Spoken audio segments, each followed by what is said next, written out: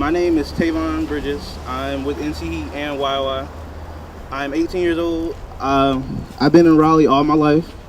I am a recent graduate of Knightdale High School, which has the highest Wake County suspensions out of all the other schools. At this school, I saw many incidences with police and student resource officers, like people being handcuffed, tackled to the ground, and even tased. In fear of fighting back, not wanting to be the next one to be harmed or charges that would stay with me for the rest of my life. But after meeting my organization, NC Heat, I found a lot of hope in dealing with police brutality and overpowered SROs. Answers like restorative justice, more counselors in schools, and letting students know they have rights in schools. And most of all, learning that students have rights in schools. If any of the issues discussed or concerns discussed today urge you to come out and help, please join us at the March on Washington, from Washington Elementary School to the Wake County Prison. I'm going to turn it over to my co-MC, AJambo. Thank you. Good afternoon. My name is AJambo Dillahunt. I'm a member of NC Heat and Black Workers for Justice. I would like to express solidarity with our brothers and sisters in Ferguson who are fighting back against police terror in a town who is known for its racist policies and killing unarmed people of color. The Ferguson uprising has led to a developing national movement in opposition to police violence and racist killings. Not only has it led to a national movement, but also brought a significant amount of attention to the issues of systematic racism and police and militarization in police forces. These injustices are not just affecting Ferguson, it's happening all over the country and has a major impact on us daily. It is scary to know that some of these officers killing unarmed people of color and oppressing our communities could be the same officers in our schools targeting youth of color and sending them down the path of the school-to-prison pipeline. It's time to stand up, brothers and sisters, and let them know we are fired up and refuse to take it anymore. It's time to organize and let them know we ain't going nowhere. When youth of color are under attack, there's only one thing to do: stand up and fight back. Next up, we have Q. They are from NC Heat and YOI.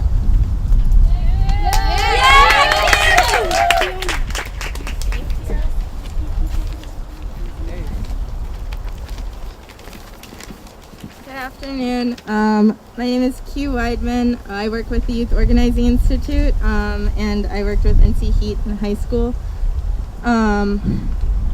1 year ago, NC Heat, the Youth Organizing Institute, and Education Justice Alliance gathered outside the Wake County Board of Education for a press conference, announcing our campaign for solutions, not suspensions. We demanded an end to the criminalization of low-income, queer, trans, immigrant, disabled youth, and youth of color in schools.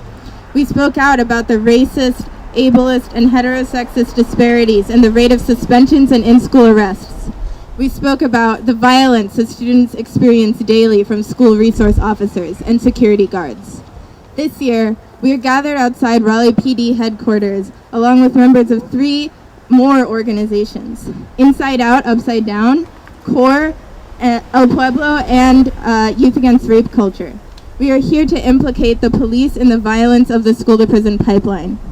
We are here because the police department is no less responsible than the school board for funneling thousands of youth of color, queer youth, and disabled youth out of the school system and into the prison system. As youth in Wake, Durham, and Orange County Public Schools, we have seen unspeakable violence from police, both on and off school grounds. From Enloe High School students being brutalized and arrested under accusations of throwing water balloons, to the family and friends of Jesus Huerta being tear-gassed in the streets of Durham after he was killed in police custody. 1 year since the launch of our campaign, we've made significant strides and done an immense amount of work to curb the use of suspensions, encourage the use of restorative justice practices like peace circles and peer mediation, and demand accountability from school resource officers. In the first year of our campaign, we attended every single school board candidate forum to ask candidates how they plan to address the issue of the school-to-prison pipeline. We mobilized consistently to school board meetings to track the progress of our representatives in dealing with the issue of Wake County's disproportionate rates of suspension for youth of color and disabled youth. And and in curbing the number of suspensions in Wake County, which are some of the highest rates in the nation. We convened a community forum where students, parents, teachers, juvenile judges, and school board members participated in a community-driven process for generating a memorandum of understanding between the school board and the police departments of Wake County. We won many of the demands in that memorandum of understanding. 1 year since the launch of our campaign, we have mourned the deaths of Jesus Huerta, John Crawford, Mike Brown, and so many others unnamed. 1 year since the launch of our campaign, we still see police with canine units raiding middle and high schools, intimidating students and conducting random and unfounded searches. 1 year since the launch of our campaign, youth of color still account for 79% of the 8,998 suspensions in Wake County schools, despite the fact that they constitute a minority of the student body population. 1,457 elementary school students were suspended in the 2012-2013 school year. These are 5 to 11-year-olds losing invaluable instructional time, in some cases missing their only meals of the day for minor infractions. We are here 1 year later to expand the scope of our campaign. Youth are being criminalized and brutalized both on and off of campus, and we hold the school system and the police department responsible. We are here because we are not just our brother's keepers. We know from experience that the school-to-prison pipeline does not only affect black male bodies. Queer, trans, gender nonconforming students of color are suspended, arrested, and incarcerated at higher rates than others. In the 2012-2013 school year, 2,256 girls of color received out-of-school suspensions in Wake County public schools, compared to only 350 white girls. 36% of the 1,457 elementary school students suspended in that academic year were designated as special needs students. We are here for black boys, but we are also here for girls, for queer and trans youth, for disabled youth, for immigrant youth, for low-income youth, and for all youth of color. We are here to announce our participation in Dignity in Schools National Week of Action. Organizations like ours, led by youth and parents and community members, are holding actions across the country during this week. Following this press conference, we will be holding our 3rd annual march against the school-to-prison pipeline from Washington Elementary to Central Prison at 4 p.m. on Friday. On Saturday, we will also be holding a public art demonstration in Durham. We invite the public to join us in speaking out against police brutality and the criminalization of youth at these events. Thank you. I want to say thank you for speaking today. Our next speaker is originally from Philadelphia, and she did a lot of work with the Dream Defenders in Florida, and now has stayed in North Carolina with us at Student Power Union. Our next, Deidre Jackson.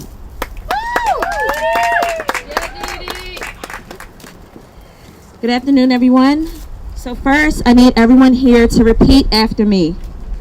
Power. Power. Power. Power. Transformation. Transformation. And miracles. And miracles. We need it. We need it. We want it. We want it. We've got to have it. We've got to have it. Power. Power. Transformation. Transformation. And miracles. And miracles. We need it. We need it. We want it. We want it. We've got to have it. We've got to have it. My name is Deidre Jackson. Again, like I said before, informally, my name is Didi. And I moved here to Durham from Miami. While I was in Miami, I worked with an organization called the Dream Defenders, which is a youth-led black and brown organization that works around mass incarceration, school-to-prison pipeline, and police brutality. And while I was in Miami, an incident happened where a young male was killed. 17-year-old Israel Hernandez was tased to death by the Miami Beach Police Department. And while I was there, I did a lot of work around getting justice for Israel and his family. And then soon after, I moved to Durham and found out about the incident that happened with Jesus Huerta, who was also a 17-year-old who was handcuffed in the back of a Durham Police Department car and was ruled a suicide.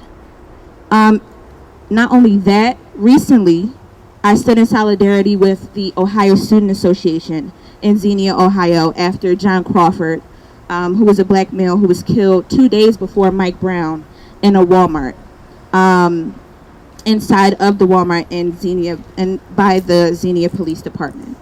So as you can see, all throughout this country, police brutality, mass incarceration, and school-to-prison pipeline has been the new face of slavery, the old face of systematic oppression, but most importantly, it is the face of America. And it's up to us as young people of color, as LGBTQ young people of color, to show our face and to educate ourselves, because we can't depend on the schools, as you all know, and intensify our voice to demand power, to create transformation, and to create miracles. So I encourage everyone here to bring a friend and to come out to the Week of Action March this Friday at 4 o'clock. Thank you all.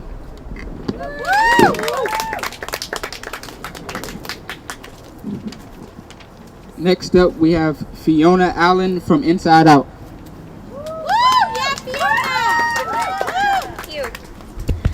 Hello, my name is Fiona Allen and I attend Centennial Campus Magnet Middle School in Raleigh, North Carolina. I'm a graduate of the Youth Organizing Institute and I work with Inside Out Upside Down. I am also the founder and youth leader of my school's QSA, which is one of the first GSAs, middle school GSAs in the state. I am also a very proud special needs kids. And that is what I'm here to talk to you guys about today. Kids with mental or physical disabilities are being funneled into the school-to-prison pipeline. As a young queer woman with special needs, this is an issue that I face on a daily basis, and so do so many of my close friends. For example, there's a kid in CA class. CA is the curriculum assistance or special ed class in my school. Has been held back at least once and suspended countless of times. He is also African American, which is another group of people who is largely targeted in the school-to-prison pipeline structure. He has missed countless of hours of instructions and countless of classes. And if you take into account his learning disorders, he has got to be so far behind that no wonder he has failed a grade. This is setting him up for a failure. Another kid in CA last year was held back, and he also did not make it through the 7th grade year. Instead, he was sent to juvenile detention, and nobody has seen him since. I am very privileged to have been born in a highly educated Caucasian family. My parents are advocates for me, and they have tools to advocate, and I have the tools to advocate for myself. But I still have experienced discrimination in my school for special needs. For example, in 6th grade, I had a teacher who heavily tormented me. She called me names and said horrible things about how I couldn't do things that the other kids could. At least not the same way. Even the special ed teacher at the school did not help me. She did set up accommodations for me at the beginning of the school year, but she was still verbally abusive towards me. And at the absolute lowest point in my school year, after showing my mother a recording I made with a flip camera of my teacher screaming at me, she took me out of the school immediately.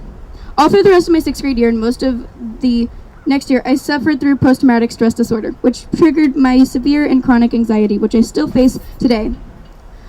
I still face problems with the school administration because of my special needs, but I am so happy that I can make a difference for kids just like me. Kids who are undiagnosed with special needs. Many of them get in trouble every single day at schools. They also don't always get passing grades, and teachers don't set up accommodations for kids who are special needs unless they are explicitly told to. This leads for more suspensions, detentions, and failing grades, and school push-out. I am here to make sure that those of us with special needs get through the school day without being criminalized. I am here for kids who get bullied because of their disorders. I am here for kids who are not in school because they got suspended or expelled for their disorders. Thank you so much for your time. I hope that everybody who came out today has an awesome day. Thank you. Thank you, Fiona. Before I ask our next speaker to come up, I want to say that we have 2 members in Washington. They're speaking to White House Representatives Sanyu and Ramaya. Hey out there. Our next speaker is Tito from El Pueblo.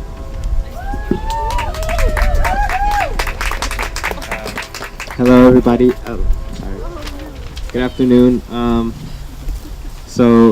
My name is Jorge Ramos, and I'm 17 years old, and I was born in Mexico, and I came to this country when I was 5 years old. I was undocumented for a long time and am now a deferred action recipient, but that's a whole other story. I grew up in the Wake County school system, and I was probably in middle school when I started to notice certain inequalities in schools. As I grew older, it became more and more apparent that they specifically affected the students of color, especially those from low-income households.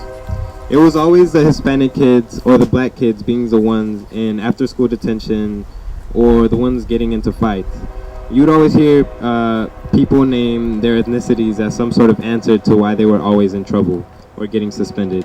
Yet those people always seem to forget to mention the double standards in schools or all the oppressive systems that have been in place for years to express their behavior. Under zero tolerance policies, Hispanic youth are 3 times more likely to be suspended, expelled, and referred to court than white youth who commit the same infractions.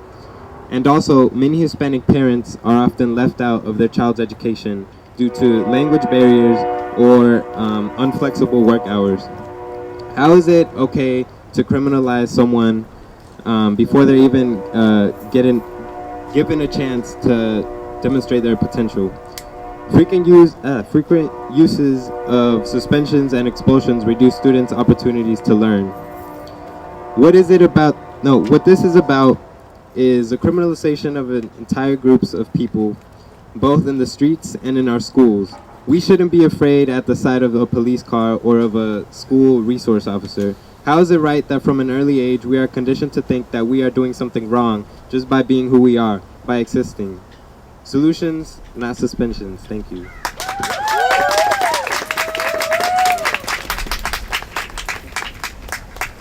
Next up, we have Miss Rakita Dillahunt from Education Justice Alliance. That's my grandma. I am your grandmother. Good afternoon, everyone. Good afternoon. Let's try that again. Good afternoon, everyone. Good afternoon. Thank you. I am so privileged to be among such highly politically correct and educational students here. I do not know, and young adults. Thank you so much. Good afternoon. Education is a human right. Stop the criminalization of our youth. We do want our schools to be safe. The Education Justice Alliance has continued to struggle against the high suspension rates of students of color, the criminalization of our youth, and the high dropout rates of African American males and females, as well as Latino students. We also have major concerns about the low performance scores of our youth on the state high stake testing exams. We have raised major concerns about the few numbers of African American and Latino students in the high-level courses in middle and high schools. African American parents frequently have to push hard for their child to be tested for academically gifted classes in elementary school. Black students are disproportionately pushed out of school as a result of out-of-school suspensions. The reality is that suspension and expulsion cause significant damage to youth development. Suspensions are associated with negative educational outcomes, including grade retention, poor academic performance, dropping out, and not graduating from high school. Black males are disproportionately incarcerated, with black females' numbers increasing today. As we gather here in Raleigh, over 48 cities around the country are having similar events, raising some of the same demands. Stop the school to prison pipeline, stop school pushout, solutions not suspensions. Stop the criminalization of killing our youth. This is a national problem, and we must continue to educate and encourage students and parents to continue the fight. This weekend, people around the country will be participating in October Ferguson, where Michael Brown was executed by a Ferguson policeman. People in Raleigh, Durham, and Rocky Mount will be traveling to Ferguson to participate in October Ferguson with thousands of people from around the country. A 2012 national study has revealed that a black person is killed by a law enforcement or related individual somewhere in the United States every 28 hours. We must demand from state, federal, and local government to end abusive, militarized, and biased police targeting black and brown communities. In closing, we must continue to advocate and demand that Wake County Schools and the school board recommend that school resource officers and security officers should not be involved in disciplining students for minor behavior offenses. Prohibit our school suspensions for minor offenses. Establish a community-based committee, work group, task force specifically focused on school discipline. Solicit input from parents, students, and community stakeholders. We must continue to demand that schools implement restorative justice programs such as peer mediation, anti-bullying training, peace circles, hire more guidance counselors, and social workers. Together, we must continue to struggle to end the school-to-prison pipeline. Thank you.